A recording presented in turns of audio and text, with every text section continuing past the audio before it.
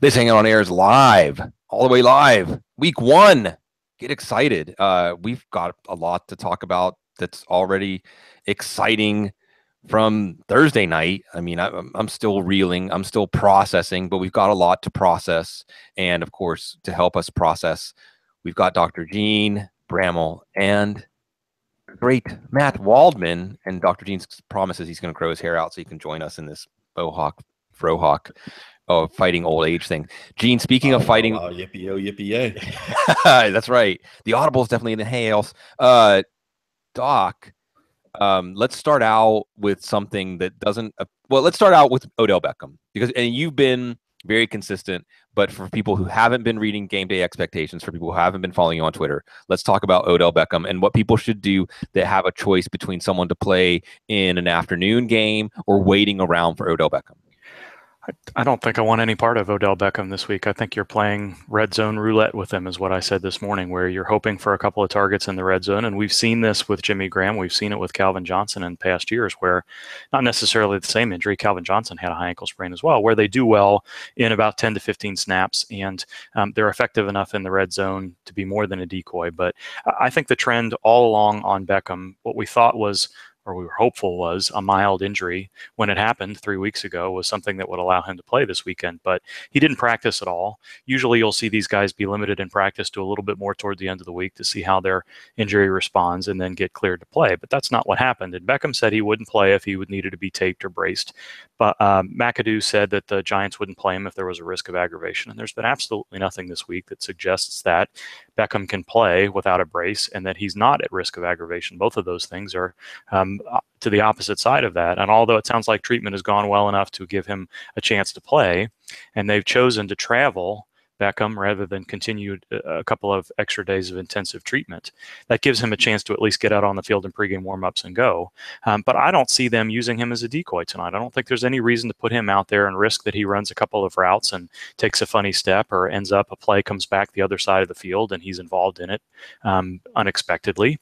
I think it makes much more sense to let him rest another week and then come back the following week. But it seems like this is going to go up at least close to game time, even though Adam Schefter says he's got a couple of sources that make it put him well in doubt of being able to play tonight. But I really think best case scenario is 10 to 15 routes of some sort, whether they be decoy or otherwise, and you're just hoping for the best case scenario. So my feeling was, if you've got somebody that's likely to get 2 targets on your team somewhere on the bench, he's probably a better option than Beckham, because I think you're very likely looking at a 0. And I'll leave it to you guys. I guess I think the more important question is to determine how do we change the projections on Brandon Marshall, Sterling Shepard, and Evan Ingram, and how do they relate to somebody else that might be on your fantasy roster, decide which way to go. But I think, if Beckham plays and gets a touchdown, then you're happy because he got through the game without an aggravation and he's ready to go for the rest of the season. But I don't see putting him in a lineup tonight. Yeah, I think you're right to point out that if you have Beckham on your fantasy team, you actually would be hoping that he doesn't play because you don't want to endanger his status in upcoming weeks. And it's not a question of whether to play him or not. It's just a question of him getting through this week without a setback. Matt, do you have any Beckham decisions today? No, I don't actually. But I would definitely say that if, certainly I've been asked a lot about it. And, the question about Sterling Shepard is, does he get the volume that you would expect? On paper, it seems like that he would get some of that volume, but then you also wonder about Evan Ingram cutting into that and being used in a way. Yes, Red Ellison will be on the field, but Ingram will be the guy that will be going out for the passes that are going to matter for you as a fantasy owner. And I think that you probably need to have medium expectations for Sterling Shepard. If your questions are Sterling Shepard or somebody else with a better defensive matchup or an equal defensive matchup, I'd say that's probably the better way to look with that Eagles, with that defense that they're going to be facing Dallas. So I would say that you look at the situation and probably say that, if you're looking in a PPR league, it's a little stronger for you. There's a chance that he could get somewhere 5 to 7 catches.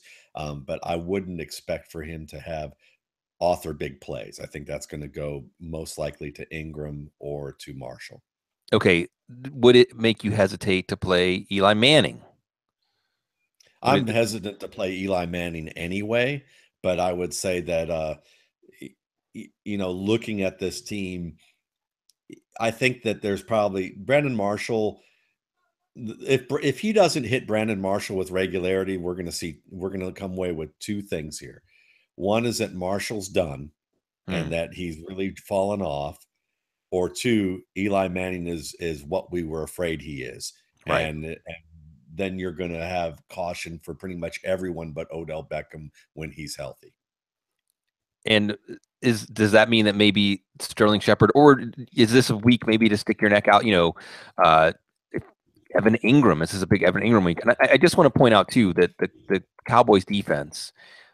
You have Anthony Hitchens banged up in the secondary. You're going to be breaking in Nolan Carroll, and I don't know if they're going to start Anthony Brown. There's some weaknesses. Are there any plays on the Giant side? Is it Ingram? Is it Shepard? Or is this one where you say, like you said, with Eli and how he played in the second half of the year last year and the trends, maybe this is a good week to just sit out the Giants offense if you can? Yeah, I mean, I don't want to sit here and say, I mean, I kind of feel, for me, philosophically, week one, it's like, if you're freaking out about week one, don't worry about it. Really. I mean, this is an evaluation period. And I think that we're going to get to much more examples of like freakouts when we talk about Thursday night's game. But, I think that while we need to balance, but, and I'll just put it this way. The reality of fantasy football, you have to make decisions without full information. Yes. So that's the problem that exists, is that, we often see very simplistic takes and simplistic looks, but as long as you understand that you are coming in with a clear head, knowing that you're having to take a risk, then it's fine. And I'd say risk Eli Manning, risk Sterling Shepard, risk Evan Ingram, play them this week. Don't lose your mind if they put up a rotten egg for you. It's not a big deal. It's week one. Even though we talk about the urgency of the NFL and compared to other sports, Tom Brady is not over the hill. Alex Smith is not the best quarterback in fantasy football. There are still things that we need to see about Kareem Hunt.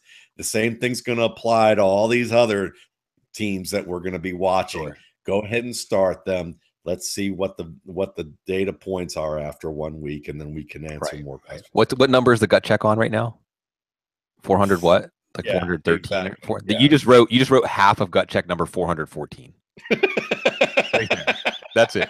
Tune in, Football Guy subscribers, for the rest. Doc, Jordan Reed, and we talked about this before we went on the air. If you've been tuning in to the Audible Live, if you've been reading Dr. Gene's work at Football Guys, you know that Jordan Reed said kind of nonchalantly, or at least the reaction was nonchalant, that he used the word fracture. And now this morning, Ian Rapport says, oh, by the way, Jordan Reed's playing through a painful fracture in his toe. Now, drafts are over, so it's not like you could do much for your draft, but should this make you hesitant to play him today if you do have, say you have Delaney Walker against Oakland or something like that, where you actually have another good matchup, or if you're looking at Walker in a flex and do two tight ends, should we be a little more worried about the reveal for him today? And how does this materially change his outlook? And I feel bad because this is something you've already addressed, but because Ian Rapport addressed it, you have to address it again. Mute button. What, the good story or the bad story? Which one should we do first? Bad. He has a thin carbon fiber orthotic between him and a foot issue that's been going on for months. So I don't think we have to call him snap to snap, but this is very much a week to week situation for him. And a funny step, somebody steps on that foot, anything could happen at any point this year that would cause a setback. We don't know, we don't know exactly what the state of the injury is right now, but it's a concern. It isn't as simple as a sprain. I think the area of the foot that's probably injured is something that's more likely to be a chronic condition and something that could have required surgery at any point. You're talking about a player that needed a stem cell injection and has had multiple visits to Dr. Anderson in the last 2 to 3 months. the good side of this story is that he's made it 2 or 3 weeks through consecutive practices and participated in preseason games without any difficulty. And I don't think there's any reason to be concerned about him today to put him in your lineup because of those factors. But I don't think that the 2 to 3 weeks of optimism that we've seen, the quieting down of the storm about Jordan Reed is no longer on the PUP list, is enough to completely forget about the fact that this is an ongoing situation. It's an evolving situation, and I don't think it's fully behind him yet. So it's sort of a similar range of questions, Matt, on Washington today. Does this make you more likely to turn to Terrell Pryor, to turn to Jamison Crowder? Really quick, Gene, Jamison Crowder, do you want to add anything other than, like we know he's going to play? Are we worried that his hip is going to be materially affecting his output today? So it's a hip flexor strain is what it's being called. And you always have a little bit of concern about that. It's kind of up in the front part of the hip there. So you worry a little bit about explosion off the line and explosiveness laterally, which is pretty important for a slot receiver. But Crowder on Thursday and Friday said, this isn't an issue. I'm not that worried about it. They listed him questionable, and Jay Gruden said any player that's questionable, he has concern about. But unless there's some unexpected situation, aggravation that happens in pregame warmups, it looks like he's going to play and see his usual workload. There's a little bit of a risk of aggravation, but hopefully this is well down the risk of concerns.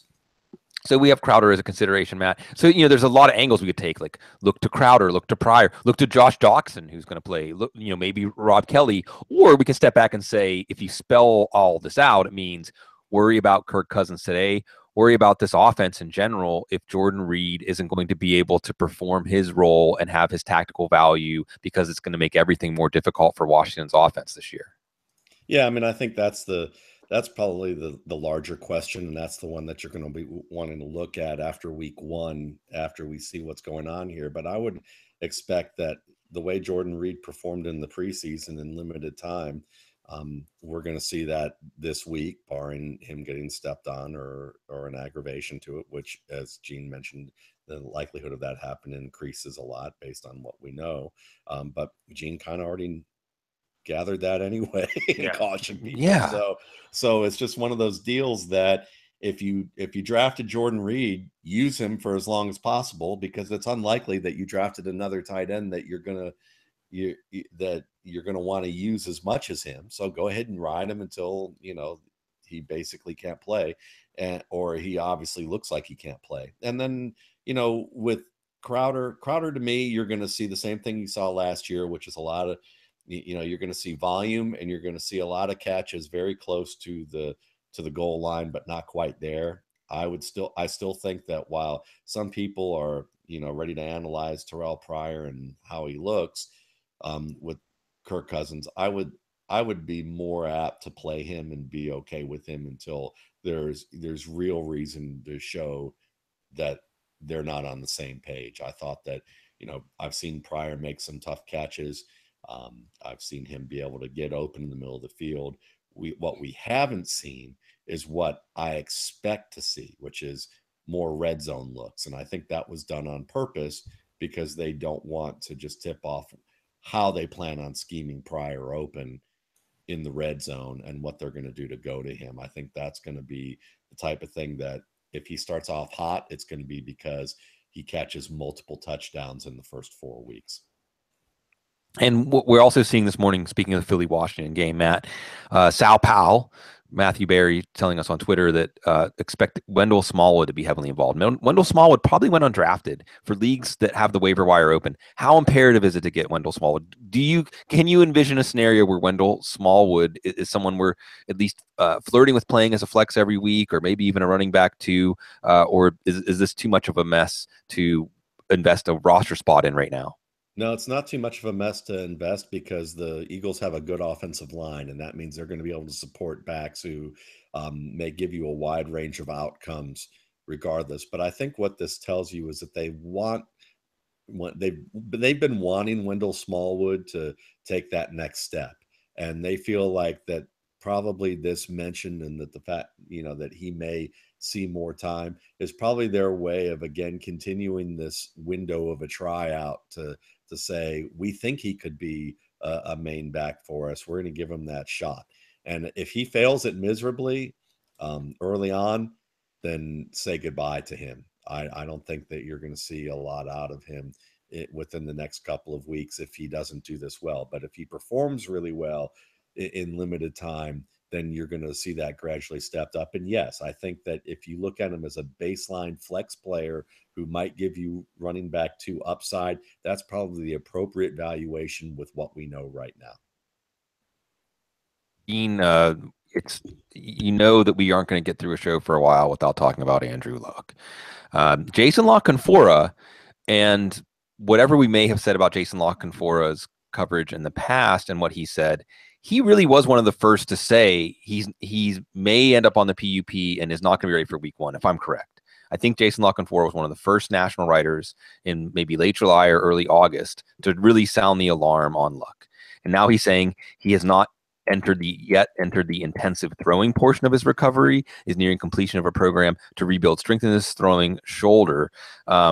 And he said that they do not have a timetable for his full return, though he is told a projected debut in practice is expected sooner than later. Sources said there's no setbacks in his incremental return from surgery. They're taking every precaution as return, which has not included Luck airing out the football or testing the shoulder, and leaves him several weeks away from even being considered for the game day roster, which makes the activation of him from the PUP seem pretty strange. Where do we stand with Luck? And here's where the rubber meets the road. In next week's waiver wire run, how seriously should people take the idea? And I know, like, if you're in a short bench league, like, all these things affect this decision, but just in general, if you drafted Andrew Luck, how willing should you be to cut him loose when we look at the waiver wire run next week? I think it's probably a little soon for that. La Canfora also said that he thinks that Luck's return to practice is going to happen sooner than later. I think we're hearing sooner or later, several. There's really no timetable. And again, I don't think this is an indefinite situation at this point. I think the Colts had enough information after watching him not throw for the last 6 weeks, whether or not they thought he could return to practice before his time on the PUP list would have been up had he been moved to the regular season PUP. So I think the timetable, even though nobody is saying it, is they expect him to return to practice sometime before week 4, 5, 6 of the regular season. It doesn't sound like that's going to be next week if he's really not thrown the ball much yet. But I think, leaving all of that aside, I think where we are right now is when Luck returns to practice, probably has 2 weeks minimum before they'll clear him for game action. I don't think he comes back to practice on Monday, is limited in practice on Wednesday, and plays the following week. So at minimum, you're looking at week 3 right now, and it doesn't look like he's ready to go this Monday, so we're probably week 4 is the very earliest, but it's very possible that we don't see him return to practice till week 3 or week 4. So I think it's likely that you'll see Luck in uniform at some point between weeks 4 and 7, knowing that the middle of that makes a ton more sense than week 4. The question becomes, how soon is he going to have enough arm strength and stamina to be accurate through a 35 to 50 pass attempt effort in a game? And that is an open question because it's taken him so long to get through this throwing phase of rehab. Maybe you see it as a positive that because they've been so incremental, as you say, and cautious with this, that when he does come back, he's going to be ready to it's more likely that he's going to return to usual form sooner than not. But I think that's a stretch given what we've seen so far over the last couple of months. So no, I would not cut him yet unless we hear something as the week progresses from the team or the national media that says, there's something obvious to be concerned about and they don't foresee him coming back to practice until, 5, 6, 7 rather than 3 or 4. But I think we're going to get some more information about this every Monday moving forward. You can consider this similar to the Aaron Rodgers collarbone situation a couple of years ago, where we were kind of on Monday watch and then Wednesday watch, knowing that when Rodgers was back, we were finally close to knowing when he was going to return. I think that's where we are with Luck. I think we're probably looking at week 4 to 6 at this point, but it's hard to put put the poker chip down on which day you actually think it's going to happen. It is. And I still can't help but think that as much as they want to bring him back incrementally and be patient, that somewhere in the background, there are people's jobs on the line and there'll be some urgency. And I'm still worried that they may bring him back too early, but go ahead. Well, you got Ryan Kelly is not healthy. Vontae Davis is not healthy. The other caveat to this is if there is some concern and there was some soreness that delayed his return a little bit, if those players aren't healthy and they don't come back soon, it's even there's less incentive to bring Luck back sooner than later, depending on what the division looks like. And we're way speculating out into the future, but as cautious as they've been so far, the longer it goes without him coming back, if the team is not successful in the meantime, and they've brought Jacoby Brissett along to provide some competition for Scott Tolzien, maybe this lingers a little bit longer. I think, but again, anything short of knowing that it's 2+ weeks after we return to practice is where we are. The rest of that is speculation, and I think we're right to be thinking about those things because it's gone on so long at this point. But I'm still hopeful that we see him sooner than later. So, Matt, the salient question for this week: how far down on your wide receiver list is T.Y. Hilton? Or are you telling people just, Scott Tolzien's still going to target him enough? The Rams don't have Aaron Donald, but confetti, Aaron Donald is going to play next week. He's back with the team, not this week. How cautious are you about T.Y. Hilton this week? If I were to look at him in the range of rankings for this week, I would say somewhere between 15 and 24. Okay. On your list. So low end wide receiver too. And we'll just have to pray that Frank Gore can play the mama who lifts up the car and pulls the baby out. Exactly. I think they've been relying on that way too much, and if he does it again, then I'm going to be amazed. So if you had to choose between, I'll just give you a few spots here, like T.Y. Hilton or Sterling Shepard. I'd still go T.Y. Hilton. Okay, so you're feeling good about T.Y. Hilton. I mean, relatively. He makes plays in tight coverage. He gets open. He can do after the catch. They'll scheme him enough that one broken tackle could be it. Right. For him. And Sterling Shepard is not a one broken tackle could be it guy. Right. So it sounds like basically if you drafted T.Y. Hilton as one of your top 3 receivers, he should be one of your top 3 receivers in your lineup today. So moving right along, let's drill down a little bit more into some of these matchups and some of the things that are happening. Well, actually, let's go ahead and let's talk Seattle and Green Bay. And the good news here, Gene, is that Thomas Rawls may sit because even though he's been practicing, the team wants to bring him along and they have the depth to do that. Add anything more that you've been able to glean from this Seattle running back situation as we're seeing Rawls practicing, but still questionable and still considered a game time decision? I think it's interesting that Rawls was able to fully practice this week. That's not something that the Seahawks generally do with any of their injured players, but it does not sound like he's absolutely 100% yet. And if that's the case, how many carries and snaps was he going to get anyway with Eddie Lacy healthy and CJ Prosise not even on the injury report at all, which was not the case at all last year. Every time he was dinged up with whatever it may have been, he was on the injury report all the time, whether it be wrist or lower body injuries or that sort of stuff. And then they've got Chris Carson that's showing up. So there's really no incentive at all for Rawls to play. Lacy and Prosise haven't been the most durable players, but they've got multiple options. If Rawls isn't fully healthy, they've done this with so many of their players in the past. I think he's going to sit, even though he's going to be one of those rare players that fully practice all week and then doesn't go. I think that's the most likely outcome. If not, there has to be an injury to Lacy, Prosise, or Carson for him to get anything more than 5 to 10 carries or touches at all this weekend. So I don't think that's likely to happen. On the other side, I think the trend this week seemed to have been that Brian Bulaga was going to play. And this morning there was a note from, I think it was Schefter, that said that, long shot at best. So that whole left side, TJ Lang is in Detroit. Brian Bulaga, it looks like he's not going to play. That defensive line is only getting better and better with the addition of Sheldon Richardson. I don't know that it necessarily decreases our expectations significantly for Aaron Rodgers, but at least something to think about. I think that ends up being the most concerning injury on either side of the ball today. The Rawls issue was probably not going to be a major one anyway, unless you think that an extra 3 to 5 carries for Lacy in a game against his old team Green Bay is going to make a difference. I think the Bulaga potential absence may switch how we see how this game goes more than anything else. Matt, you're nodding along, also with a bit of alacrity when the Seattle backfield is mentioned. How are you approaching this game for fantasy today with these injury considerations? Yeah, I mean, to me, I think it's the Lacy and Prosise type of situation here. When you're looking at those backs, Carson is a nice back in terms of that he was comfortable when they put him in the lineup, but when people are asking me whether they should drop, a viable running back 3 or flex play for Chris Carson right now, I think they're overreacting a little bit.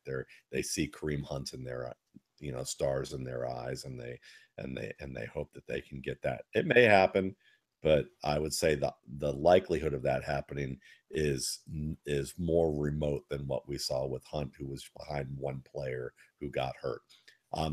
And then when you look at Aaron Rodgers, if you're in a deep league, deep roster league, 25 roster type of guys or more, you better find Brett Hundley.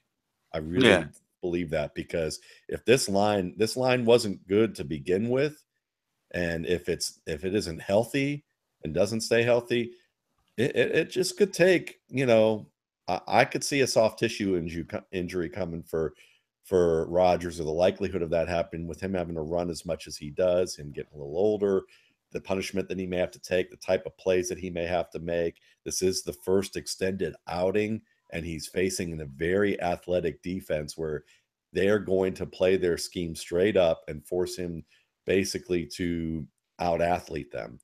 And, you might say these guys are fresh week 1, and that may be the case, but you might also say that this is their first full, game experience. And, is Aaron Rodgers going to be prepared? I was going to bring up the Twitter picture I saw of him working on somebody's sink that I saw recently, and saying, is this enough for him to get prepared for a full 4 quarters of action? But I would just say that if you can get a guy like Brett Hundley, I would recommend keeping an eye on him on your waiver wire, because I'm a little worried about Aaron Rodgers this season based on that offensive line.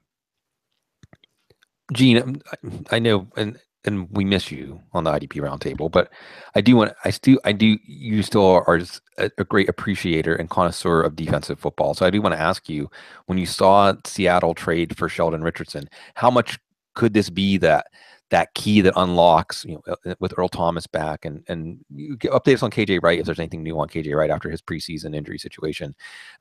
Could this be a reveal of, putting Seattle where Denver was at their height over the last few years, where when in doubt, okay, it's Aaron Rodgers this week, but in general, as we go forward, this Seattle defense it's just going to be, a fantasy blackout whenever teams are playing them? I think Pete Carroll said this week, or related to the Sheldon Richardson trade, that it was clear, with the intent of getting Malik McDowell as well, is they felt like that continuing to improve the front and the pass rush was key for their particular brand of defense. Earl Thomas coming off the leg injury, as you noted. Richard Sherman is probably on the backside of his career, kind of fighting through a thigh issue already.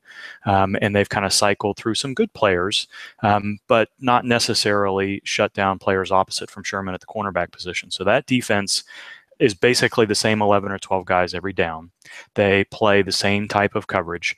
And if there's any drop off in how that secondary plays, it's going to be an issue for them. So the way they've chosen to address it is Frank Clark and so many other rotating guys up front, to where they just put too many people up that are so good on the front line that you can't block them.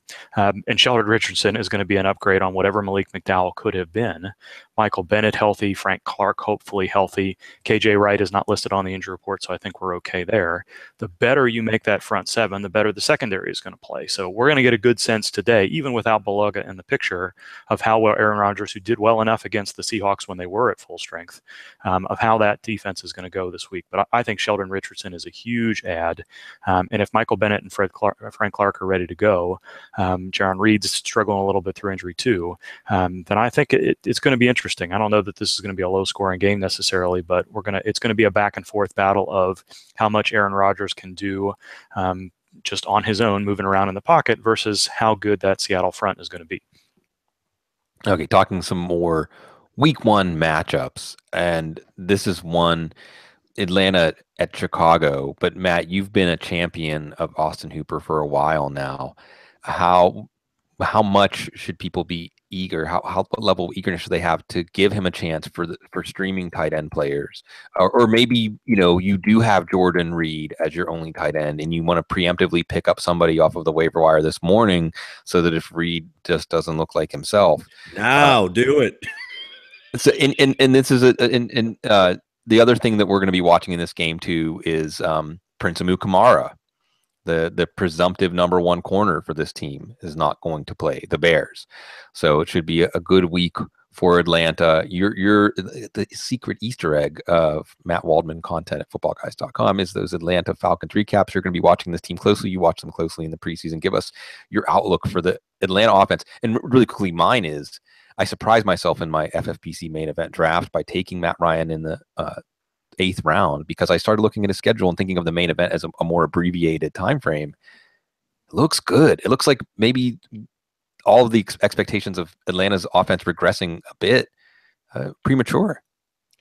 I don't know how they could regress. I mean, I mean, well, I do injuries, but I mean, when you look at the situation, it's kind of baffling to me that people are projecting a regression. It wasn't like they had a ton of fantasy options in the passing game who were great last year anyway. I mean, Mohamed Sanu wasn't even in your top 50. Taylor Gabriel was barely in your top 50. It was the Julio Jones show. That was it. And then, well, you had Tevin Coleman as a receiver and Devonta Freeman, but we're counting them more as running backs who catch the football, not wide receivers. And so there's a lot of room for improvement in Atlanta's offense. And while I don't think Mohamed Sanu is going to be that guy, even though the Atlanta media has talked him up repeatedly because he made some really nice catches throughout the preseason and the coaches talked him up really well. And there is possibility for that adjustment. He could be that more athletic Marcus Colston type of player in this offense if it really works out. I think Taylor Gabriel and Austin Hooper are the guys to own in this offense out after Julio Jones when it comes to the passing game, because Hooper, tight end, always takes a while to acclimate. It always takes about a year, and he was behind the 8 ball because of the Stanford rule with the NCAA, so he didn't even get into camp well, but he's been working really hard. There's been lots of good press about him. And I think they're also hiding a lot of the things that they want to do in the red zone. Remember, the red zone is one of the most important areas in football, and it's the one where they work on it the most. But it's also the area where they probably don't show a lot of what they're doing over the next couple of weeks, where the practices are closed off to media in a lot of, or closed off to the public. And so when you see that over the next couple, those 2 weeks before the season starts, that they're working and refining on some of these plays that they're not showing in the preseason. And I think that you're going to see a lot more plays, especially misdirection plays, that are going to bring Hooper wide open. Hooper's going to get targeted in tighter coverage, just like he flashed against the Patriots in the Super Bowl. You're going to see him probably be a guy who gets you somewhere between, I think, 7 and 10 touchdowns this year. I think he's going to be one of the leaders in touchdowns, and he's going to become a viable fantasy starter for you. And if you have a guy like Reed and Hooper is someone that you can pick up, I would definitely do that.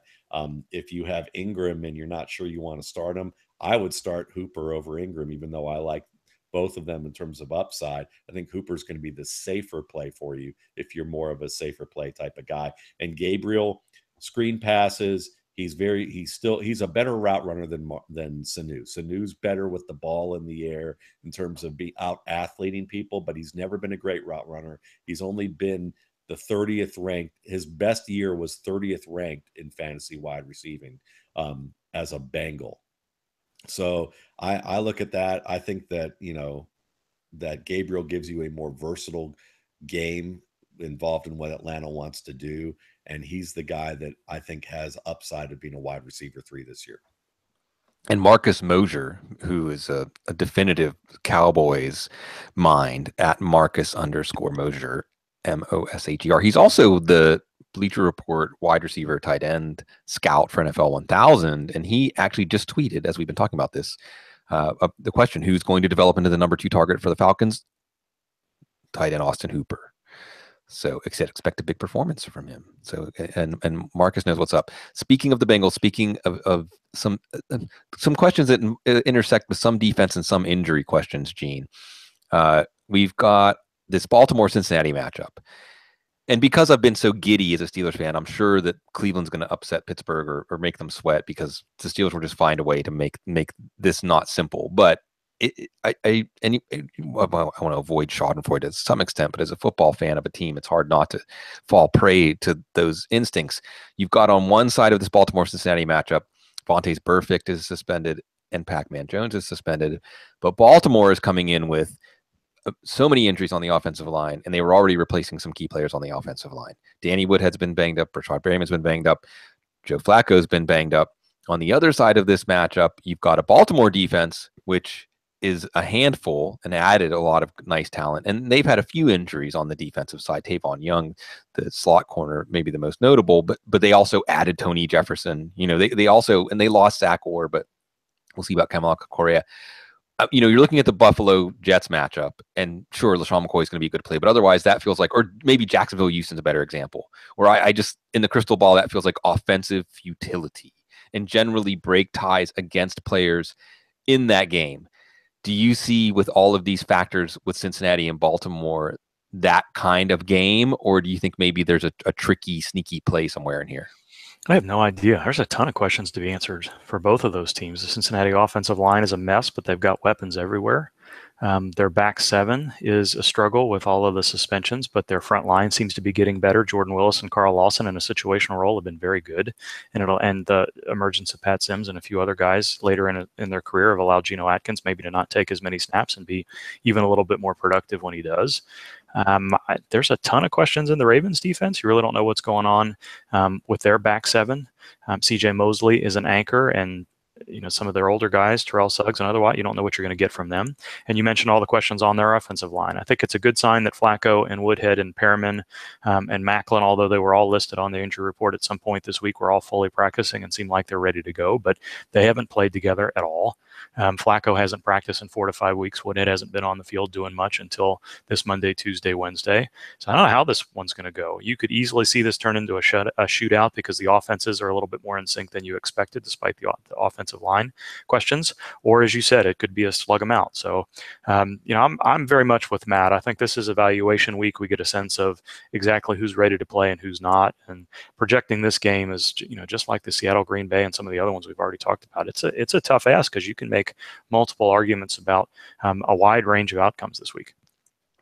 Well, let's try to maybe let's dig around, Matt, and see if we can find one that isn't quite as tough to prognosticate. How about Arizona and Detroit? How about Carson Palmer? How about this passing game against a Detroit defense that has also suffered some issues? Ziggy Ansah looks like he's going to play this week. Do you have anything to add on Ziggy Ansah? Because I know you're watching that very closely, and like some suspected maybe he had some sort of surgery and could end up on the PUP. He's not just not on the PUP list. It sounds like he's going to play. Well, anybody knows what goes on in Detroit ever anymore. The speculation toward the end of the preseason was that it was the chronic ankle stuff that he was recovering from, that he still wasn't running yet, which made me wonder if he required some ankle surgery after things didn't go well during OTAs. And then he came off the PUP list and he's listed with a knee situation. So, I don't want to harken back to the days of DeAndre Levy and all the knee stuff that he went through that we never realized was a bigger deal until his career ended, essentially. Ansah was limited in practice all week. I think he's probably going to play a situational role. The Lions need him to do more than that, but he doesn't look like he's ready to do more than that. It's nice for him to be practicing. He's another guy I think we need to watch closely, but I think it's hard to project him for much more than 25 to 30 snaps today. So Matt, does that mean we try to shoehorn Carson Palmer into our lineup? Yeah, I mean, he's certainly a good option. If you have a tough matchup with your quarterback one, or you're playing a committee and you're really viewing him as kind of an equal week to week to your other quarterback, then this is a very good time to do it. I mean, John Brown's healthy enough, might as well play him until we see another issue or proof that he's going to be okay for most of the year. Larry Fitzgerald should be fresh and ready to go. Jaron Brown has looked pretty good. Jaron Brown is a guy that I would definitely watch on waiver wires. If you didn't add him, I think this guy could wind up being a wide receiver 3 or flex play for you this year. So he's another one that you're going to want to, get acclimated with. And of course, the Lions continue to be a team that doesn't have good discipline with their gap integrity with run fits, and David Johnson should have a big week. So it's really a cornucopia of fantasy plays for you this in week 1, and you should be happy if you're someone who has a lot of shares of Cardinals players. And you also give us in the top 10 every week, essential. I would argue the most essential, other than game day and all the injury expectations. They're 1A and 1B. Fresh Fish and Josh Weinfuss, the beat writer, the ESPN Cardinals beat writer, said that Justin Bethel, he's going to be starting opposite Patrick Peterson. I'm assuming if we put together a Fresh Fish list going into the season, the number 2 corner for Arizona, whoever it was going to be, and the fact that we would have said whoever it's going to be is part of the reason why. He speculated that Patrick Peterson was going to follow Golden Tate. Marvin Jones is a player that we've talked a lot about. Is Marvin Jones a player based on that information, or also just based on the chance of that? How is this Fresh Fish so smelly that you can't ignore that scent and you've got to act on it? Chum in the water, baby. Yeah.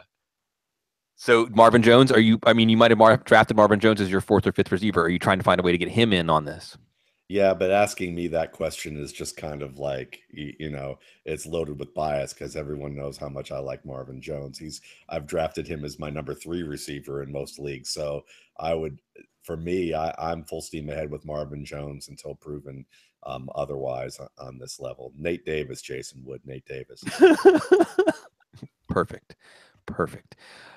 Gene, I want to ask you about another question about defense and the idea of a team changing over defensive schemes. Well, actually, let me step back. About 15 minutes left. Let me step back and ask a general question. And one of the answers to this question is this. It's a question that to even ask this question is assuming there's an answer and there isn't. In general, going into week 1, and Gene, I'll ask you first and then Matt. Does week 1 favor offenses or defenses? Yes. Perfect. So it's a matchup-driven game, right? And matchups, it's not even 11 v 11 anymore. It's 17 to 18 versus 17 to 18.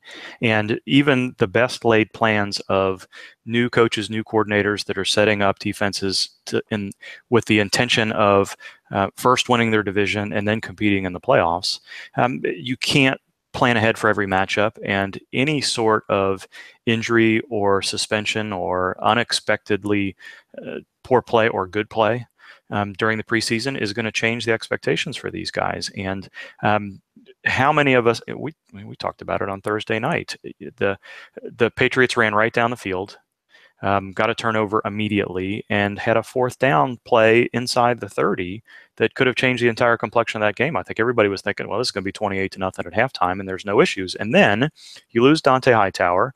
The secondary gets a little bit tired. Alex Smith looks like Brett Favre, and we're wondering now whether or not Kareem Hunt and the Chiefs are going to be a major team to beat, whereas we were worried about the loss of Spencer Ware.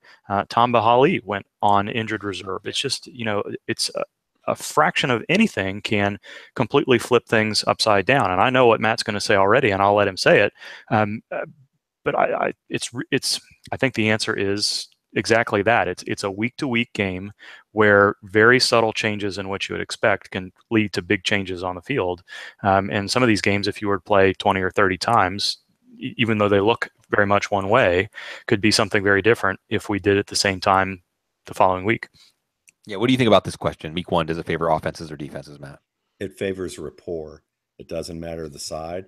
It favors the team with the best rapport, because a lot of these teams have new free agent additions, rookies, retirements, injuries. The teams that have the most rapport, whether it's on the offensive side of the ball or the defensive side of the ball, can execute scheme well and they communicate well, and they're the ones with the early advantage.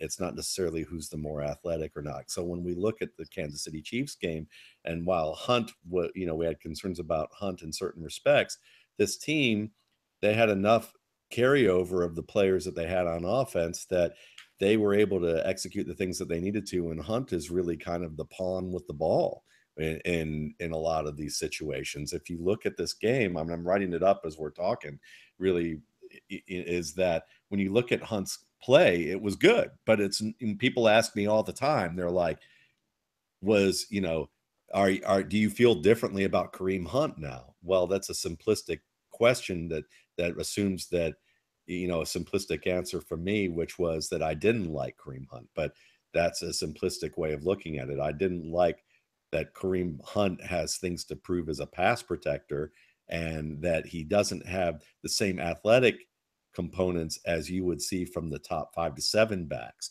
Now, did he do anything to dispel that Thursday night? Absolutely not. He had 1 pass pro rep. So, and he didn't even do that extremely well. It was the same one he made a mistake on with Cam Chancellor the week before. But the fact that the Chiefs were able to, run the ball with Travis Kelce, run the ball with Tyreek Hill, and do a lot of different scheming with the players who were familiar with that scheme and set things up so that Hunt had matchups like, a one-on-one seam route against a 4th-round defensive end draft pick at the end of the game as the knockout punch, or a run around left end where the only guy who was unblocked on that was the backside linebacker. And if you're expecting the backside linebacker in the NFL to come across the entire width of the field to catch a guy up the sideline, then you have really bad expectations about linebacker play, or really high expectations about linebacker play in the NFL. So Hunt's good, but that hits that whole thing, is that things may change. Is he going to be able to be a guy who can, they can run I formation sets and then use him in pass protection? Are they going to be able to do things where maybe the defense dictates them to play more tight sets and he has to be more flexible on run pass? And when they stack the box, how's he going to be against stacked boxes as opposed to 7-man fronts where they spread the defense out like they did? If they can continue doing that, Hunt's going to be really good. If they can't continue doing that, then you're going to see more variation in his game. And that's, again, about this whole week-to-week thing. The rapport that needed to be there was with the offensive line and the receivers and the tight ends, as opposed to really the running back. And that's an example of that and how we're going to see that play out week 1. Okay, let's do rapid fire then, under the heading of how, if at all, do you see pre-existing rapport affecting these games? Okay. And it's simple to say, like, not enough to even comment. Okay, Matt. Okay. Jets at Buffalo, with Buffalo having a new regime and the Jets jetting.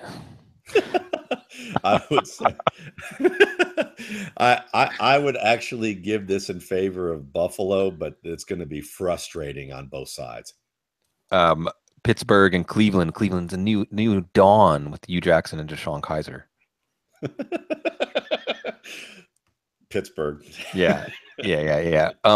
What about, do we see either of Jacksonville or Houston having a rapport here? Jacksonville did have kind of a rocky preseason. Yeah, they did, but I'm going to believe in Jacksonville a little bit more. I think this is going to be an upset. I just don't like Houston. I think Houston are the Tennessee Titans of the 2010s. The way that the Titans were in 2000. Dude, there is no way Houston is losing to Blake Bortles at home in week 1. Okay. I like this. We got a reaction out of Gene. How big? Go ahead, because one of the things I wanted to ask you, I'll ask you, Gene, while we've got a few minutes left. How big of a deal is it for JJ Watt to be back? I mean, we talk a lot about offensive players being back. How big of a deal is it? I think it's huge, and he's not struggling to come back from a core injury that was going to limit his strength, and he was just on the ground, just shockingly much for JJ Watt. Jadeveon Clowney seems like he's healthy. Benardrick McKinney has another year of recovery.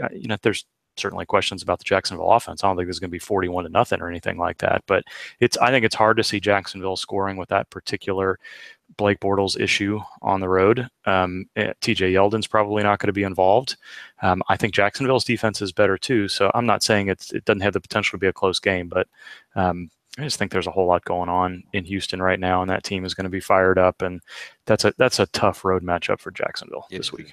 And Dwayne Brown is still holding out, by the way. So Kendall Lamb will be. You got Nick Martin in the center, who is a big upgrade. They missed him last year, but you also have Dwayne Brown out and Kendall Lamb going up against Calais Campbell.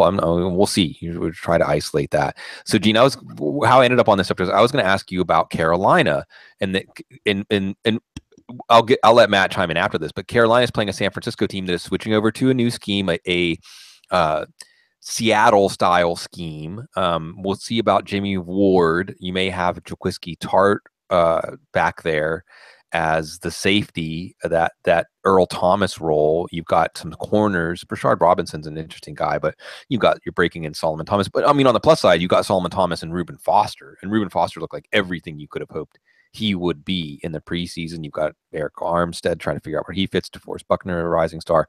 So is this a chance to take advantage of by playing maybe a Jonathan Stewart, or Kelvin Benjamin? Maybe you didn't draft Kelvin Benjamin as one of your top 3 receivers, but you play him as one. You didn't draft Jonathan Stewart to start for your team, but you play him as a starting running back or a flex, because this is the unveil on San Francisco's new defense. What do you think? Yeah, this one's going to be fascinating.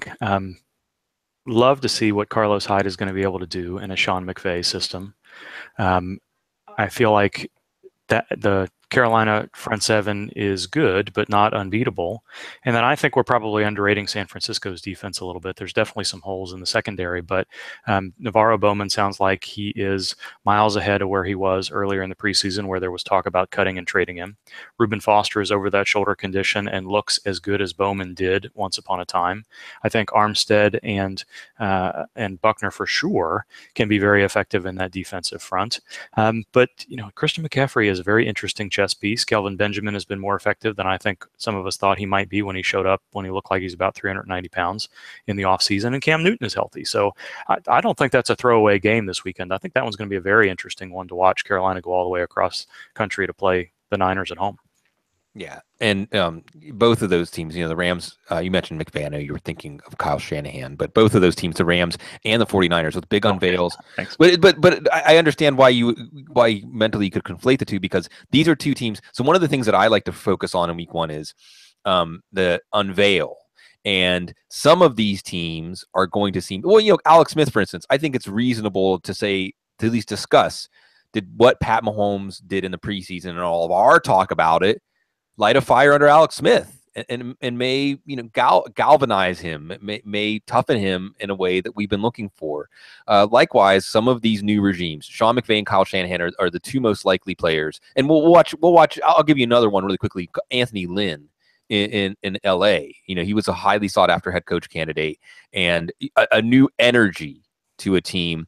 And will we see the Rams? Will we see the 49ers? Will we see the Chargers play with a different energy than we've seen in the past? But Matt, let Carolina, San Francisco, weigh in on what stands out from this matchup for you.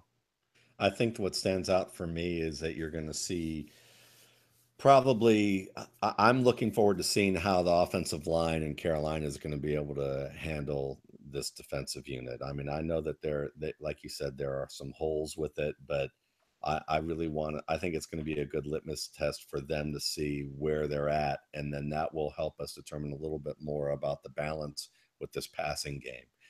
This is a game that Cam Newton should have a productive week. If he doesn't have a productive week and it has nothing to do with the fact that the run game dominated, then I would unload Cam Newton as fast as possible. But if he has at least a 250-yard day or 220 yards and multiple touchdowns, then I would feel okay about him and feel like that there's something to work with there. But it's a game where I would look at Kelvin Benjamin. He has looked better, but at the same time, no one presses him. I don't know why no one presses him, because he hasn't proven he can do it. I say it every week, and until they do, it's like, they scheme him well, I guess, and the players that he gets schemed up against, they feel bullied against him, and they fear the idea of being bullied against him, so they don't press him, or it's just how the scheme's being played and he gets the advantage. But, he's certainly one you're going to want to look at today as an option. And I think McCaffrey's going to come out big. So if you have him and you drafted him, and you have to consider him as your running back too, even though you have a nice option, maybe that you drafted ahead of him, I would consider it this week. Yeah, I think I said that this is the game we're going to turn the channel to whenever Seattle Green Bay is on a commercial break, because Seattle Green Bay is must-see TV. We got a couple of minutes left, and I'm going to ask each of you one parting question, and maybe I'm importing more of my psychology here. I am the mayor of Narrative Street, and I like to tell stories, so I'll tell a story. Basically, the question is, and I'll answer the question first so the two of you can think about it. The question is, who have we not been talking about a lot in the last week or two that we are going to be talking about come tomorrow, or if you want to pick someone from Monday night, come Tuesday, and why?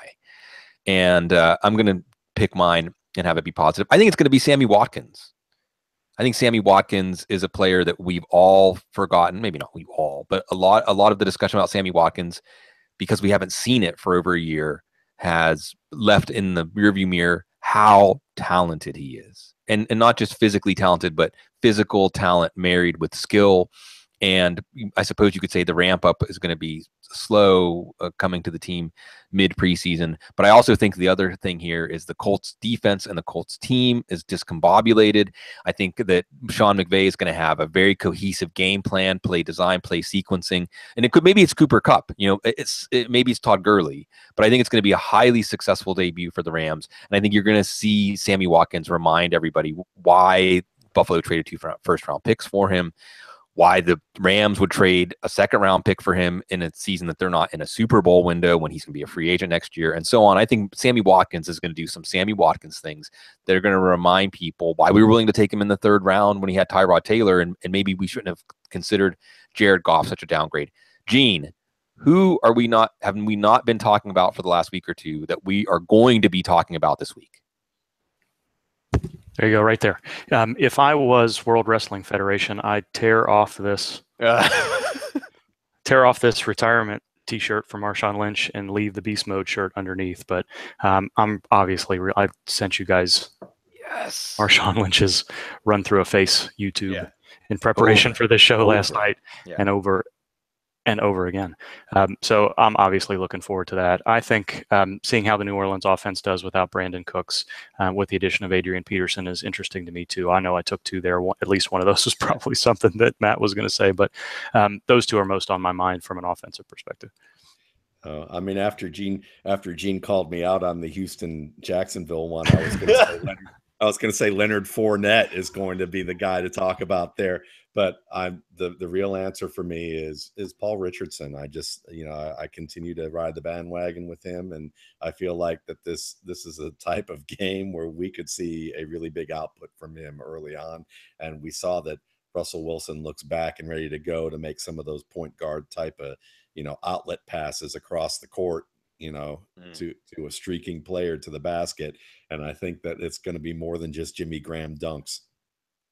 Yes. Well, hopefully we can help you dunk on your opponent. And if not, we can help you understand. I think that whether you win or lose week 1, how you set your lineup week 1, you've had 2 very, very smart, very sage football minds here tell you it's about what we learn in week 1. And we're going to be back here 8 episodes of Audible. We'll be back here every Sunday morning. We'll be back here every Thursday night. Game day expectations, top 10, gut check. Football Guys is here to help you win. Oh yeah. This is going to be, it's just fantastic. It's exciting to be taking this journey with you all again. It's exciting to know that it's going to make us feel smart. It's going to make us feel stupid, but it's always going to keep our attention and enthrall us. And we're happy that you give us your attention and continue to allow us to do this for you. It's a pleasure to serve every year. Thank you, everybody, for your support. It's a privilege to get to do this, and we hope we get to do it for a long time. Have a good season. Enjoy week 1. Stay classy.